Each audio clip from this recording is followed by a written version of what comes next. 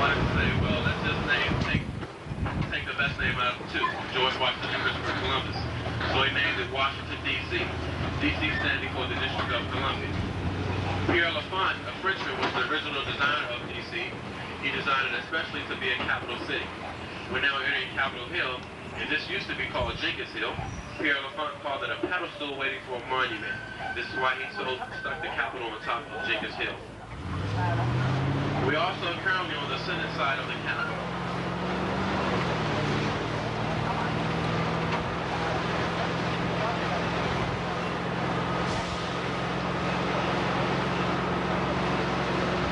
The Senate does also have 3 office buildings. The building to your right, that is the Richard Russell building. That is where the Ollie North trials were held. The building to your left, that is the Everett Dirksen building. That is where the Clarence Thomas hearings were held. On the other side of the Dirksen building is the Philip Hart building. Believe it or not, the 3 Senate office buildings and the 3 representative buildings and the Capitol are all connected underground. They have their own tunnels and they also have their own metro system to get around at their convenience. The building to your left, that is the Minuteman Memorial, dedicated to the Reserve Officers Association of the United States. The next building is the Methodist Building, which houses information on all 3 denominations of the Methodist Conference. The next building, that is the Supreme Court, the highest court in the land, created by the Constitution, organized in 1790. The 24 columns in front represent the 24 hours of justice, and the statues on either side represent the execution of law and the contemplation of justice. Once again, our next stop is the United States Capitol. If you'd like to go on the tour, what you do is just walk up those center steps, and your tour almost immediately begins. It lasts about 20 minutes. Yeah. The tour, they give tours from 9 o'clock p.m. to 3:45 p.m.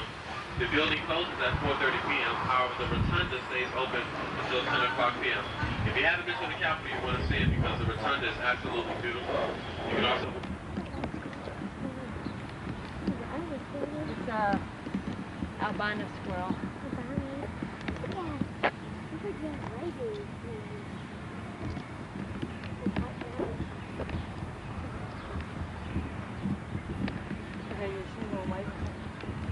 Never seen a white squirrel before.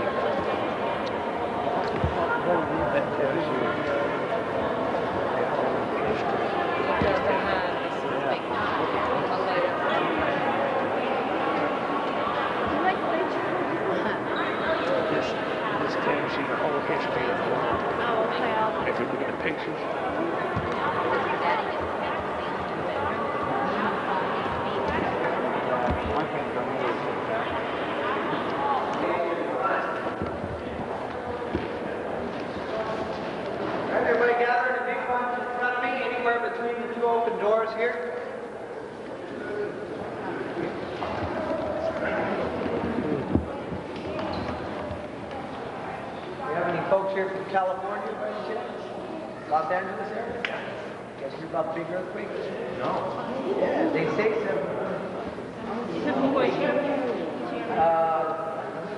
Joshua Tree? Oh. Where is center? Yeah, but they said it felt as far as Tucson, so. Yeah, so anyway. Folks, come on in a little closer here. Some of you try to work your way. Everybody works your way. There's an earthquake in California.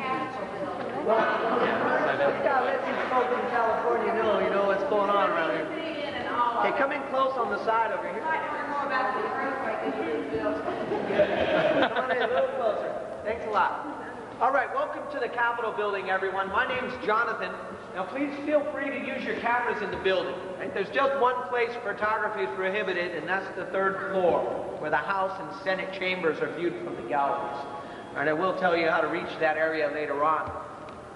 Now, before I get into the details of this space here, I'd like to cover a wing. This is where the Senate's located.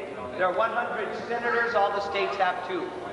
Equal representation there. Now, the House of Representatives, off in the south wing of the building, represents the population. California, the most populated state, has 45 representatives currently. Right? 6 states only have 1 apiece: Alaska, Delaware, North and South Dakota, Vermont, and Wyoming. Right? So again, the House representing the population of the country. Right? Now, the total number is 435 representatives. Now, there are 5 delegates that sit with the House. There's a delegate for this city, and there's a delegate for each territory. The territories being Guam, Puerto Rico, American Samoa, and the Virgin Islands. Now, the delegates to the Congress are non-voting members. Right? They sit on the committees, they can write the bills, they debate, they can chair committees, but they don't have that vote. That's the only difference. All right, now, of course, the key job, they appropriate our tax dollars here, create the laws to govern the nation. Now, the Capitol building's early history began back in 1793. That's the year that George Washington laid the cornerstone. In fact, the cornerstone was laid beneath this section of the building. This is the original north wing. In 1800, this section of the building opened, the original north wing, and that's all they had. It was a building 120 feet by 130 feet and 3 stories high. Now, they had the Senate off behind the wall across from us. The House of Representatives occupied the space behind this wall. They had a small northwest corner room set aside for the Library of Congress. And the Supreme Court was allowed to use any open committee room. Right now, they had the south wing finished 7 years later, 1824 completion. See, they have a larger dome. What happened? In 1824, when this room was completed, that was, like I said, the entire Capitol of the original plans. But by the 1850s, a short 25 years later, they found they had outgrown the Capitol. The nation outgrew the Capitol. To accommodate the Congress, the large wings were built on. You probably noticed them before walking into the building. They have their own stairs on the east side. Now, with the new wings, they built this very large cast iron dome. Replaced a wood and copper dome that was about half the size of this. Now, the cast iron dome was completed during the Civil War in 1863. The final addition to the dome in that year was the bronze statue of the Lady Freedom. It's a rather symbolic year for freedom to be placed on the Capitol's dome. That's the same year that Abraham Lincoln created the Emancipation Proclamation, the document that freed the slaves during the Civil War. Now, many people do mistake the Statue of Freedom for an Indian. Apotheosis of George Washington. That basically means the glorification of the spirit of Washington. The Italian artist who did the painting, his name was Constantino Romiti. The year he did the painting was 1865, the end of the Civil War. It only took him 11 months. Now, if you're curious as to how the artist would get all the way up there and reach the center of the roof, well, there's the stairs that go into the dome. They pass the windows across from us here. That staircase comes out at a balcony by the painting, where a wooden platform was built so the artist could get out to the center. Now, if you're looking for George Washington in this painting, he's in the center grouping of people on the west side of the center grouping. He has a blanket over his lap. Blowing a bugle on his left side is Winged Victory. Right? To his other side is Liberty. Then there are the 13 maidens in the inner circle representing the original colonies. They hold the white banner with the motto of the United States, pluribus unum, meaning out of many one. And then the figures around the outer edge of the painting come from mythology, basically represent parts of our culture. And they're intermixed with figures from American history as well. Now, the woman Freedom that stands on the dome appears in the painting. That's her right beneath Washington, with the red, white, and blue shield and the sword. Red cape going behind her. It's a little dark. 1777. He surrenders to